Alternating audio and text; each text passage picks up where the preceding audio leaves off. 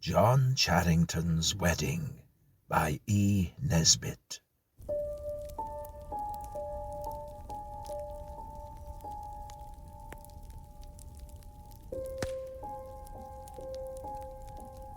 No one ever thought that May Forster would marry John Charrington. But he thought differently, and things which John Charrington intended had a queer way of coming to pass. He asked her to marry him before he went up to Oxford. She laughed and refused him. He asked her again next time he came home. Again she laughed, tossed her dainty blonde head, and again refused. A third time he asked her. She said it was becoming a confirmed bad habit, and laughed at him more than ever. John was not the only man who wanted to marry her. She was the belle of our village coterie, and we were all in love with her, more or less. It was a sort of fashion, like heliotrope ties or Inverness capes. Therefore, we were all as much annoyed as surprised when John Charrington walked into our little local club. We held it in a loft over the saddler's, I remember, and invited us all to his wedding. Your wedding? You don't mean it. Who's the happy fair? When's it to be? John Charrington filled his pipe and lighted it before he replied. Then he said, I'm sorry to deprive you fellows of your only joke, but Miss Forster and I are to be married in September. You don't mean it. He's got the mitten again, someone said, and it turned his head. No, I said, rising. I see it's true. Lend me a pistol, someone, or a first-class fare to the end of nowhere. Charrington has bewitched the only pretty girl in our 20-mile radius. Was it mesmerism or a love potion, Jack? Neither, sir, said John, but a gift you'll never have. Perseverance, and the best luck a man could ever have in this world. There was something in his voice that silenced me, but all the chaff of the other fellows failed to draw him further. The queer thing about it was that when we congratulated Miss Forster, she blushed and smiled and dimpled for all the world as though she were in love with him, and had been in love with him all the time. Upon my word, I think she had.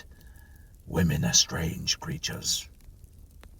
We were all asked to the wedding. In Brixham, everyone who was anybody knew everybody else who was anybody. My sisters, I believe, were truly more interested in the trousseau than the bride herself, and I was to be best man.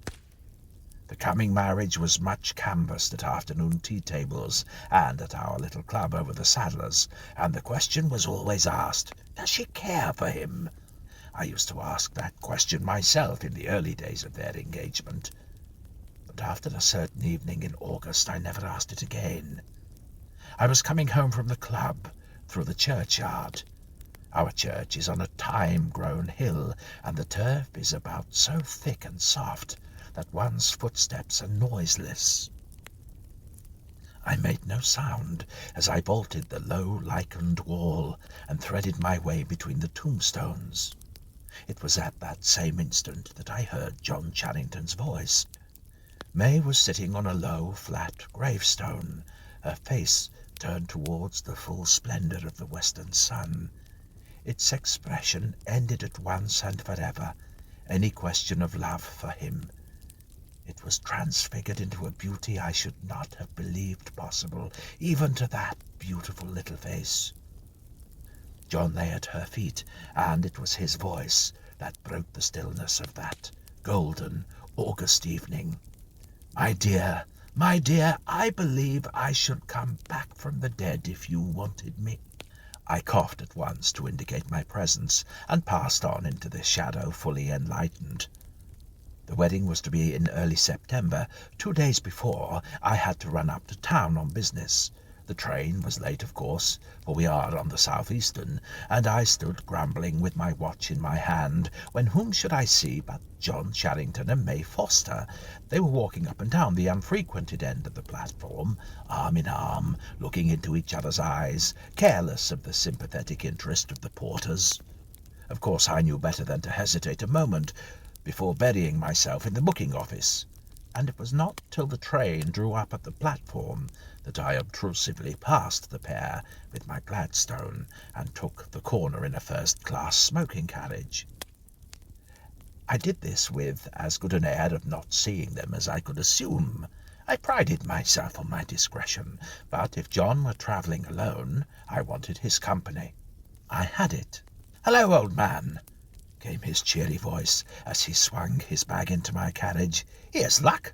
I was expecting a dull journey." "Where are you off to?" I asked, discretion still bidding me turn my eyes away, though I saw without looking that hers were red-rimmed. "To old Bainbridge's," he answered, shutting the door and leaning out for a last word with his sweetheart. "Oh, I wish you wouldn't go, John," she was saying in a low, earnest voice. "I feel certain something will happen." "Do you think anything would happen to keep me, and the day after tomorrow, our wedding day?" "Don't go," she answered with a pleading intensity which would have sent my Gladstone onto the platform and me after it.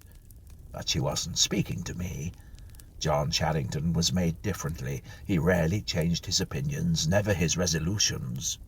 He only stroked the little ungloved hands that lay on the carriage door. "I must, May.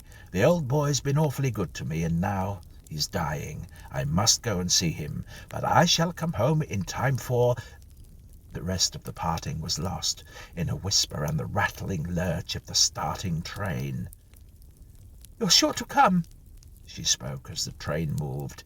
"Nothing shall keep me," he answered, and we steamed out.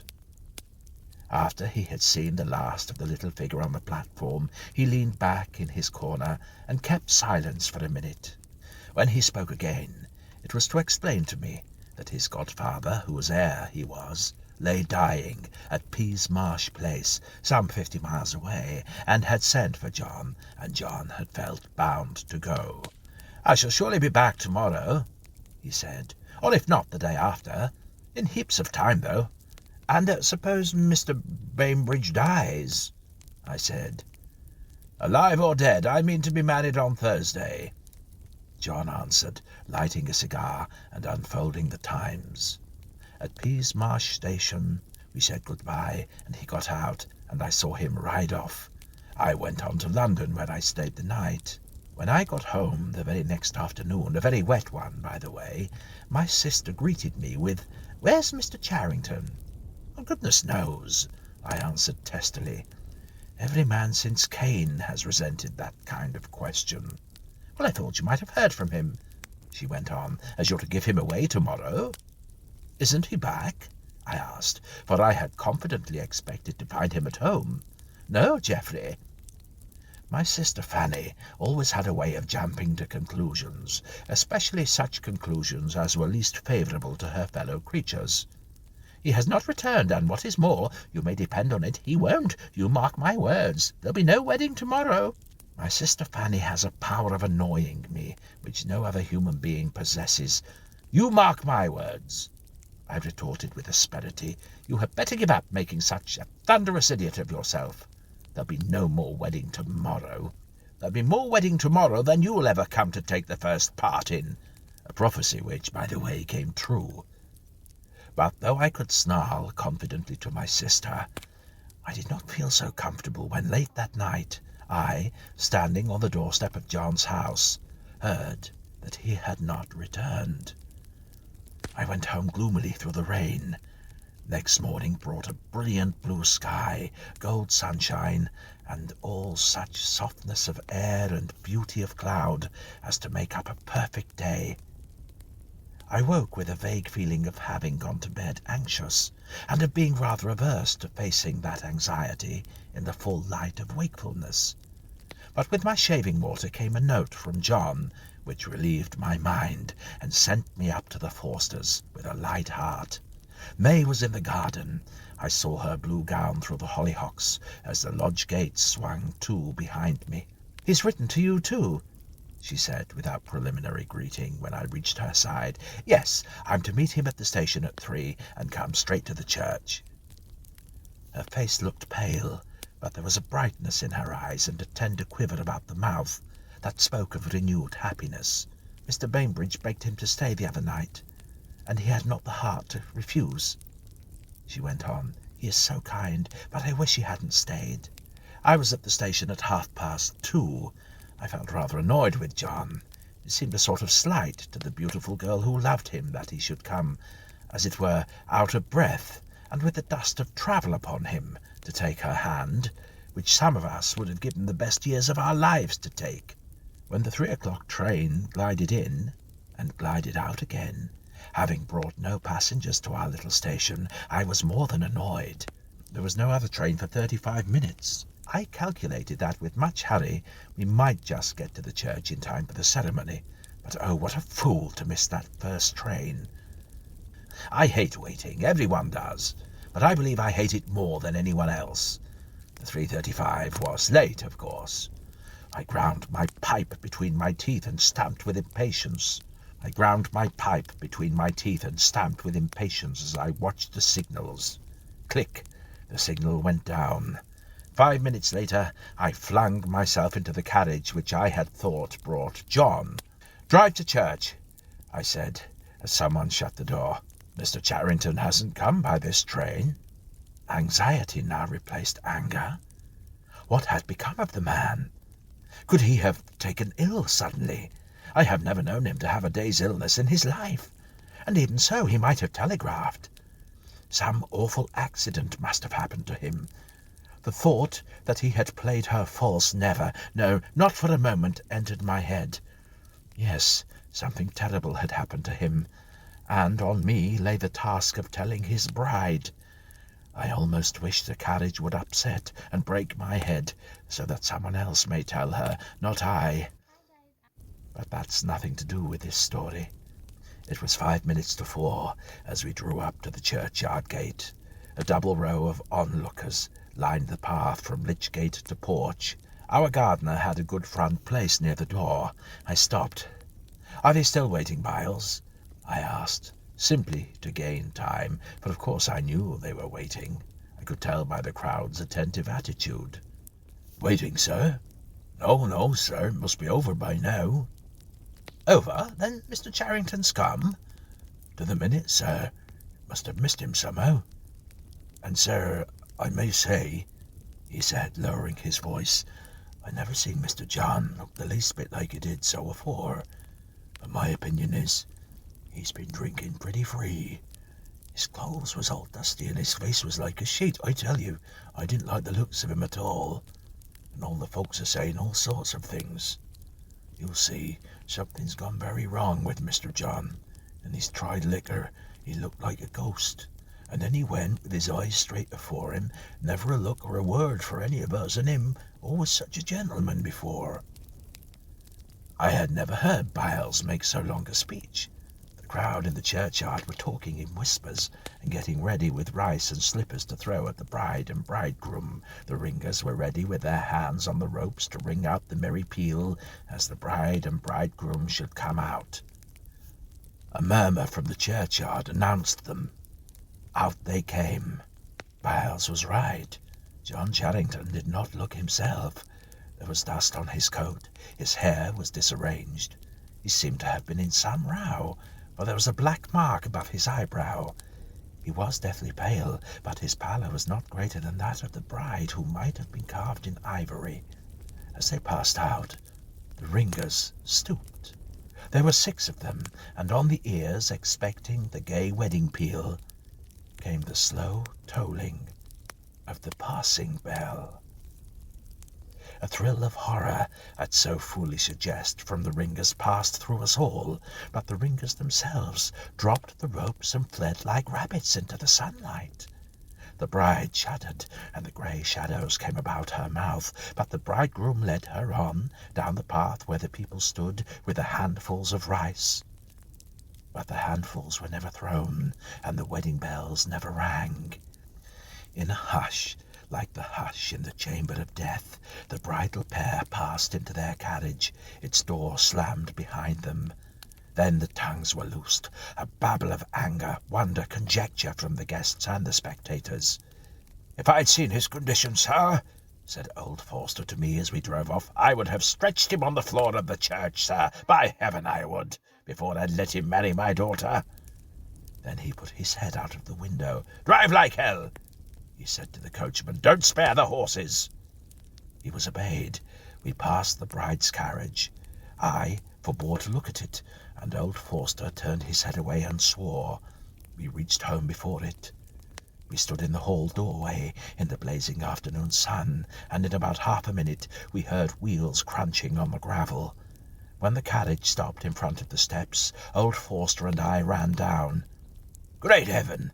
The carriage is empty, and yet—" I had the door open in a minute, and this is what I saw.